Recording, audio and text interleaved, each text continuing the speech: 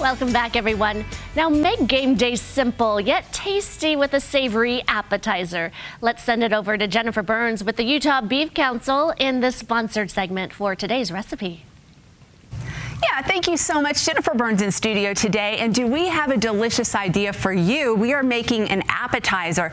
It might be football season. You might be looking for what to do on game day. This would be a great idea. This is also perfect if you have people coming over. It's a crowd pleaser. We're making steak crostinis with a horseradish cream sauce. These are just so good. You can imagine horseradish, say that fast 3 times.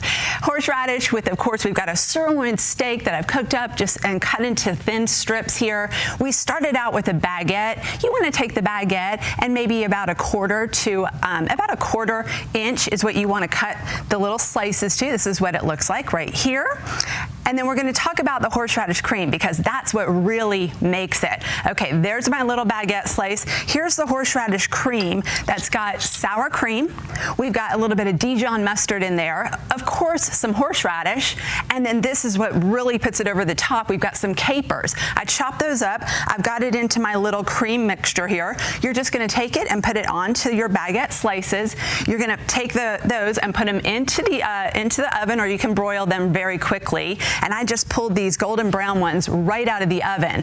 I broiled them on medium for maybe 3 or 4 minutes. You're just wanting them to get a little bit of that golden brown, a little crispness. We've got the horseradish cream. Here comes the star of the show. Right here we've got our sirloin steak. I'm going to take the sirloin steak, put it right on top. Look how good that looks. You get just a piece on each one. You can cut these smaller, leave them larger. I just kind of like how it looks for the presentation. You see that big piece of steak. You are ready to dig in. Like I said, great appetizer, great game day food, great appetizer maybe even just before a dinner. I'm just going to do a few of these here, and then we've got some fresh tomatoes. You could also top this with something like some fresh basil or some fresh herbs for that pop of color, but this is just so good. We're going to put those tomatoes on top, and then we're ready to serve. So simple, so easy. You can actually take this and just do your steak on the grill, let it of course rest for 5 minutes on your cutting board, and then slice it into the thin slices of your desired size there. There we go. Let's take those tomatoes, get that pop of freshness over the top. I'm going to eat probably maybe 4 or 5 of these because I love these. This would even be just like a light lunch, something good for that. I got this recipe and lots of others at utahbeef.org is where you want to go. Lots of good grilling tips too. This might be even something fun for our kids out back to, after school or something really different. All right, there we go. You can kind of see the idea what we're doing here. It looks beautiful. We eat with our eyes first, and when you kind of put these out on a platter, everybody can just dig in. There we go, a little bit more. Yeah, I think I would actually love to tear a little bit of basil over the top.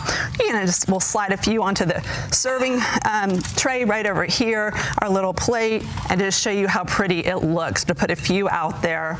I love this one, and I'm just a big appetizer fan. I love to eat tapas style to where you can have a few bites of a lot of different dishes. Look how gorgeous that looks. I hope you try this one. Like I said, utahbeef.org is where you want to go for this recipe, lots of others, and lots of good information. I hope you try this one.